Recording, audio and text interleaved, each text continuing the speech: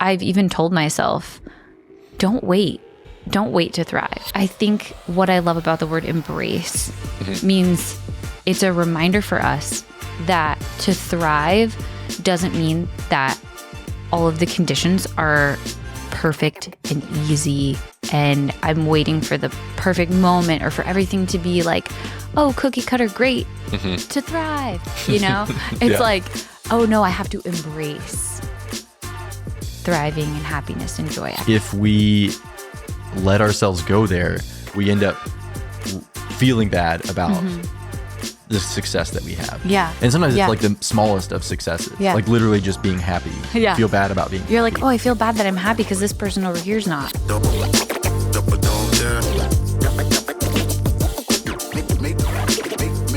Ladies and gentlemen, welcome to the Finding Simple Abundance podcast. My name is Adam. And I'm Maggie. And today we are talking about embrace thriving. This is our last pillar. That is the last pillar, number 6 of our simple framework.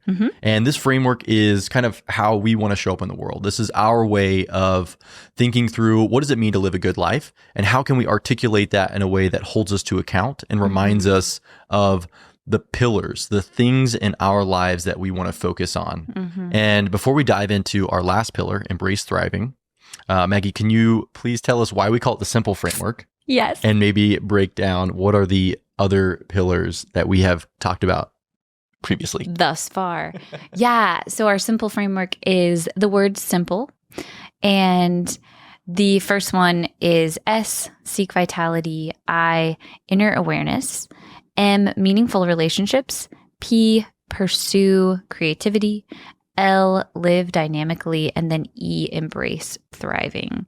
And so today's all about embrace thriving and why we chose that pillar, why that is meaningful to us, and why we think that matters to have that as a pillar to embrace thriving. So if you want to we'll just go for it. What is embrace thriving? What does that mean to us? And why did we choose? Why did we choose it other than the fact that it makes the word simple? Other than we needed an E. We needed an E. No. It was actually really fun to try and use that as one of our forcing function, our constraints was that we had to make it a word. And so we got creative with it. But no, embrace thriving is one of my favorites. And there's 2 components to it. One, and it's because of the 2 words. So one is embrace and then one is thriving. Yeah. I think we all kind of have an intuitive sense of what thriving is, at least for us. So everyone kind of has their own definition of thriving. Yeah. Right? Yeah. And I think that's okay. I do too. But I also think it's important that you recognize what that is. Like actually take some time to define what does thriving mean for you. Yeah. Because it is different for everyone. Yeah. And if you try and live your life according to someone else's definition of thriving, you probably won't end up thriving. So it's really taking the time to understand what does it look like for you to live a good life, and one that's not just getting by, but it's actually like an exuberant, like enthusiastic exultation of life. Yeah, I think that's what it means for us. That's definitely, and I like the more that I kept thinking about thriving, like what does that really look like or feel like to me? I really kept coming back to this sense of like flourish. It was just like I keep thinking of like these little plants like flourishing in the sun or something, and just like flourishing and feeling happy and alive. And that's kind of where I landed. Yeah, it's a good analogy. It reminds me of, and I don't know if I've talked about this on the podcast or if we just have talked about this in our conversations, but it reminds me of our farming days. When we used to start our like tomato plants, for example, in our basement under grow lights, and they would just grow like crazy because it was really, the perfect conditions in terms of temperature, and we were always watering them, and there was no wind, and there was, no harsh sun. Right. And so it looked like they were growing. But as soon as we set them out into a little bit of the challenge of life, the hardship, the weather, harsh realities of life, they took a beating. They were like, oh, this is not, but then after a couple weeks of them with that transition, they all of a sudden became sturdier. Their color became way more green and vibrant. And you could see that they were actually thriving. And so just from a plant's perspective, and I know I'm kind of bringing in a new topic here about like adversity as part of the thriving process. But it made me think of that in terms of the plant. There's a depth to thriving. Yeah. And when I think about plants, I don't just think about the easy conditions under grow lights, because that's not truly thriving. That's growing. Right. But you're not able to actually become stocky or become, like vibrant. resilient and strong and rooted, And I love that analogy, because I think what I love about the word embrace means it's a reminder for us that to thrive doesn't mean that all of the conditions are perfect and easy and I'm waiting for the perfect moment or for everything to be like, oh, cookie cutter, great to thrive. It's like, oh no, I have to embrace thriving and happiness and joy. It's something that I have to choose every day. Like today, I am going to thrive. No matter what the circumstances are, no matter if it's raining or snowing or whatever, I'm going to embrace this decision to thrive. Yeah. And that actually brings us to the next point. And you talked about that, embrace. Like it's an active process to embrace thriving. And one of the other components to that term embrace that I love is so often we are either conditioned or kind of just naturally feel bad when things are going really well. Because there is a lot of challenge around us. There's a lot of struggle. And if we let ourselves go there, we end up feeling bad about the success that we have. Yeah. And sometimes it's like the smallest of successes. Yeah. Like literally just being happy. You feel bad about being You're happy. like, oh, I feel bad that I'm happy because this person over here is not. Yeah, exactly. And what I love about this aspect of our pillar. Oh, Eva just woke up. We'll see if she'll stay quiet for us. Yeah. Sometimes she likes to babble. What I love about that concept of embrace thriving is that I lost my train of thought now at this point. I just looked at her and she's beautiful. She's beautiful. I know. Well, and I think it's kind of that permission structure to embrace thriving. Yes, it's okay to be happy. That it's okay. Yeah. And I kind of think about that, that it's sort of these learned things that we don't even realize that we've learned, or like these picked up things that we've, picked up along the way of life, and that we feel some sense of feeling bad or guilty, or so, anything around being happy or thriving.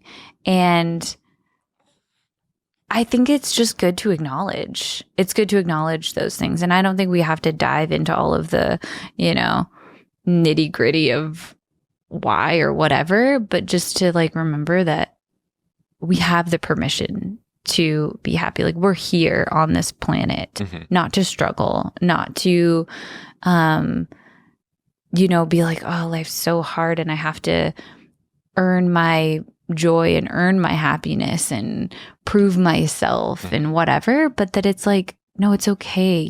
We don't have to do that. We really do have the permission, just like a little baby that doesn't need the permission to just smile and be joyful and happy, Yeah. And what a gift that is. Yeah. To recognize once we define our own version of thriving, that we can then just live that out and it's okay. Yeah. It's okay. Yeah. Yeah. So then let's take it back to thriving as not just getting by. Tell me, Maggie, and I'm going to put you on the spot here. Tell me a story of a time when you could have just gotten by, but instead you chose the path to thrive. To thrive. Yeah. Oh, this is funny.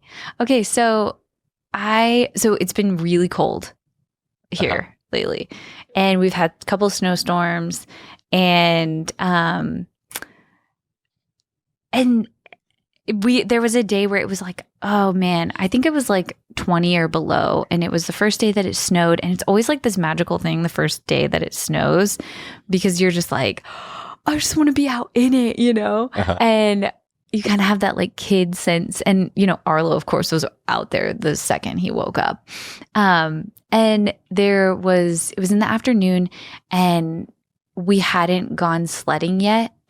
And I feel like the first snow, like you just have to go sledding. It's a rite of passage through the day. Yeah. And we had Eva and she was awake and I was wondering, oh man, do I need to feed her? And you were like, oh, we're going sledding, me and Arlo. And he's like, and Adam's like, are you coming?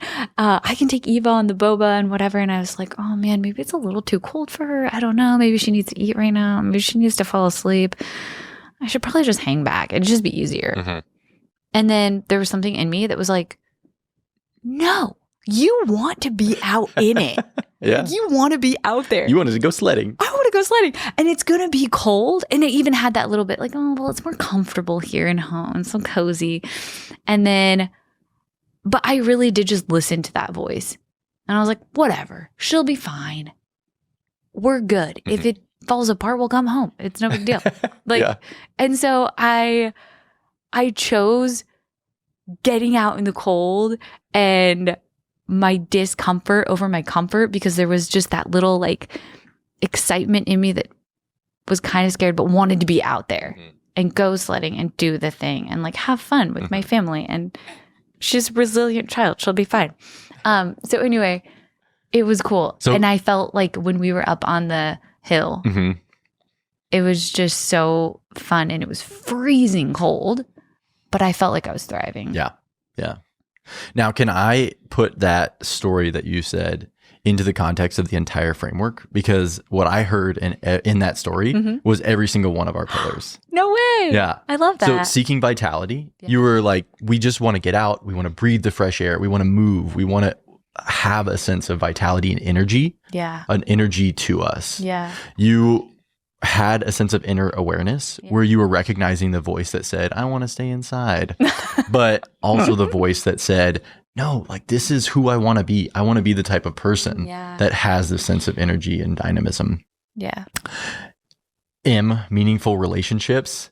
So true. You wanted to have that experience with your husband, your baby, and your son. Yeah. And that is so powerful. Yeah. Just that desire to build those connections. Yeah. To have those memories. Yeah. To take a picture so you can always look back on it. Yeah.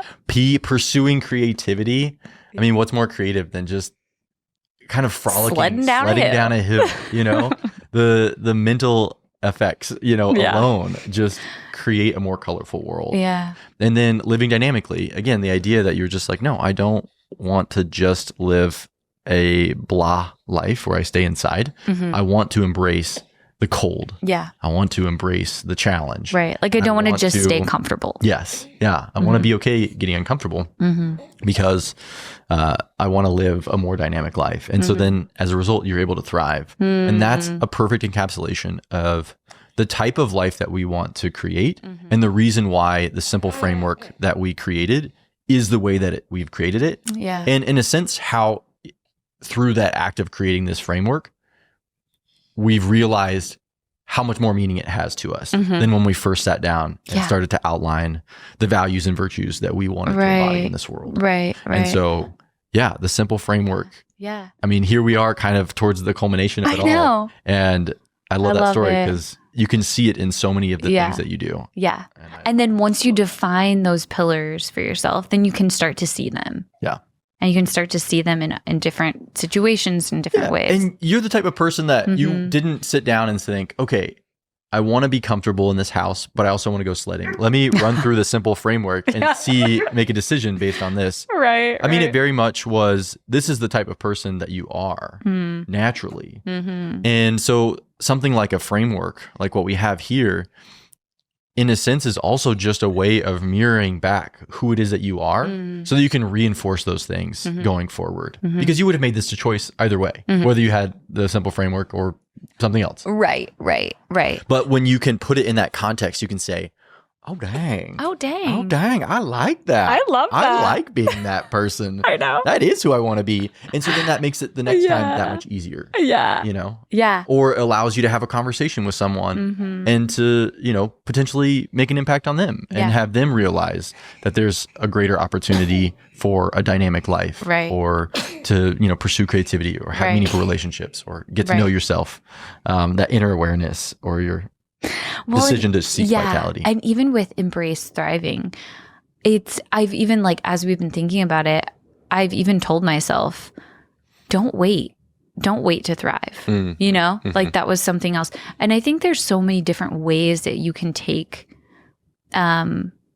especially this pillar in so many different ways as you're moving through life and even that reminder of like, today I'm going to thrive. I'm going to wake up and I'm going to thrive. Like, what does thriving look like for me today? And then, we've even used like before we go work out or something, I like tell Adam, like, hey babe, I'm going to go seek vitality. It becomes a bit of a joke. I love it. Or I'm like, I haven't sought vitality today. I need to go like do something. It's just a good reminder. Yeah. Yeah. That's cool. And then even meaningful relationships. There's that idea we put out, you know, just for fun, we put out when we were not feeling well that one week, we put out 25 lessons for 2025. And one of them was when you're with your loved ones, you never waste time or something. Yeah. Or time spent with loved ones. Time spent with loved ones is never wasted. And just a good reminder that, choose your relationships and keep those a priority. And anyway. Well, and that's why, I mean, not to get too meta, but that's why I like having these conversations with you on a podcast. Is because, you know, yes, Eva does make this a bit more challenging and we do have to time it in a very specific way. And, you know, I'm not as focused in this conversation as I normally am because I'm holding a squirming child. You're so squirmy. Time spent having these conversations with you makes me a better person. Yeah, me too. And it reminds me of what it is that we're trying to accomplish as we're moving into this new phase of life. So we made the decision to leave, you know, a comfortable existence where we had, you know, a set salary and kind of launch into this originally what we called the year of intentional living. It was just how can we live a more intentional life? And through that already, we're only 3 or 4 months into it. We're seeing it just change and pivot and grow in so many interesting ways. And so taking the time to sit down and have these meaningful conversations, spending time together with you and with our son and with our community is what all of this is really about. And again, we kind of talked about it yesterday, like the permissionless aspect of this is like no one gave us permission to sit down and just record these things. But here we are, you know? Here we are. And so, just having these meaningful conversations, realizing that you can manifest something like a framework out of nothing because you can and because you want to become a better person and dive into something that's meaningful and impactful for yourself and for the people that surround you. I know. So my encouragement for everybody who is listening, do this yourself. Think about the things that are impactful to you. Think about the type of person aspirationally that you want to be, that you want to become. And then do your best to try and define those in some meaningful way to you. So whether that's words or whether that's, you know, phrases, and just to carry those with you as a mantra to remind ourselves that we can live a more dynamic life. We can thrive. And if you're interested in help figuring that out, send us an email. Get in touch with us in the comments because we have some tips and tricks that we would love to share with you. But really just the idea of taking the time to think about it for yourself.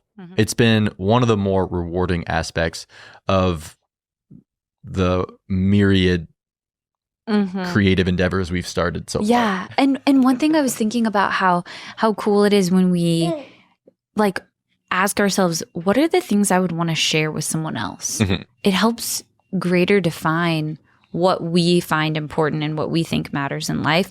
And I think it's cool because sharing and being in community with people and connecting on certain subjects and concepts and whatever, it's so fun and inspiring. And at the same time, I think we all really, it really is also about honing in and listening and tuning into our inner voice. Mm-hmm. In the sharing of things, that's when we start to hear our own guidance. Yeah. And start to really live from that place. And so I think that's really fun. That's very cool. All right. Anyway. Well, this Chica Bonita is squirming. I think she's done. We're going to wrap this up. I think you're done. So, thank you so much for joining us today on what was the last pillar of our simple framework. We'll be back next week to talk about something new and exciting, which we aren't ready to unveil yet. Yes. But join us next week and we will talk about that. Part of it is we're still figuring that out, what we want to talk about. We'll unveil that because it will reveal itself to us too. Yeah, we definitely dive deeper into the Embrace Thriving pillar in our newsletter. So if you want to give that a try, feel free. Go to adamandmaggie.com. And otherwise, just have a great week and do something to embrace thriving, or make the decision. How's that? To embrace thriving. Yeah. Cool. I love it. All right. Thanks, everyone. Bye.